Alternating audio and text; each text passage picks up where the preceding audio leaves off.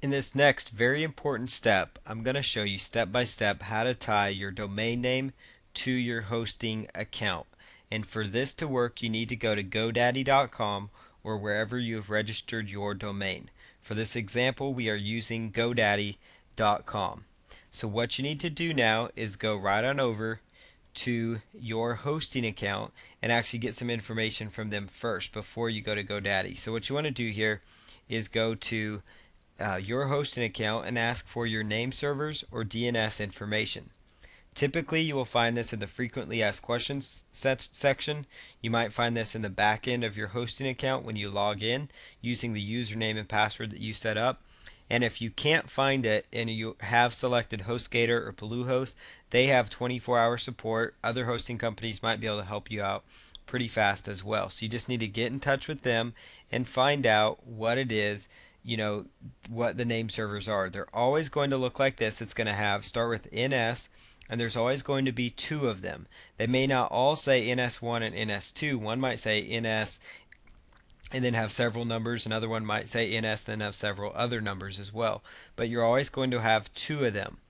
So for this example, I have chosen Bluehost for my hosting account. So these are going to be my name servers because those are true Bluehost name servers.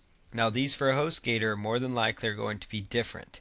And so you need to make sure you know what your name servers are or this step will not work. But this step is vital to getting your website live. So what you need to do now is go right on over to GoDaddy.com,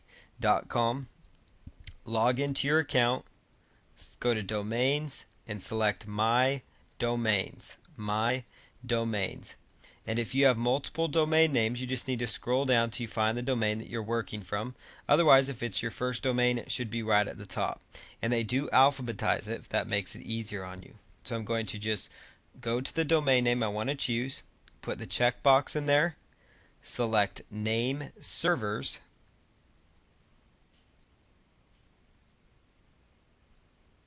and then what I'm going to do is by default they will say I host my domain with another provider.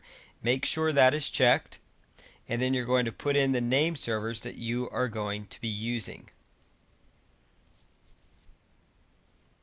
And just type in NS1 or whatever the name server information is.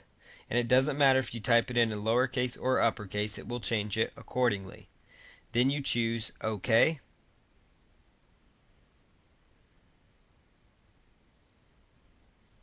And it says your changes have been submitted.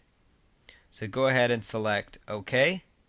And your name servers are actually all completed now. So what you're going to do next is go right on over to the next section, next step of this process.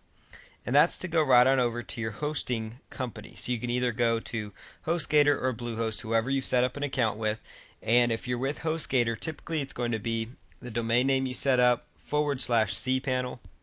If you're with Bluehost, you'll just go to the front end and sign in, which that's the example I'm giving you here. So I'm just going to log in to my Bluehost account here.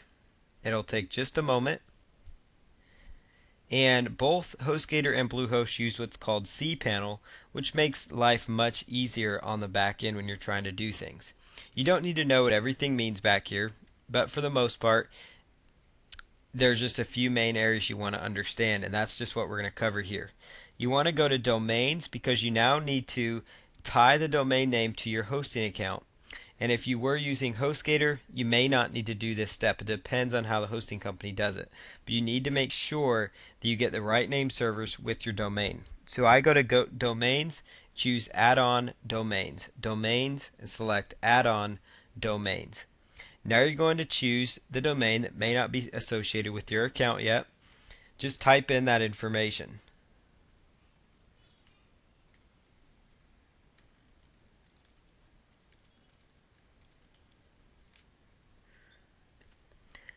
If you set up your name servers correctly, it's going to tell you the name servers were verified.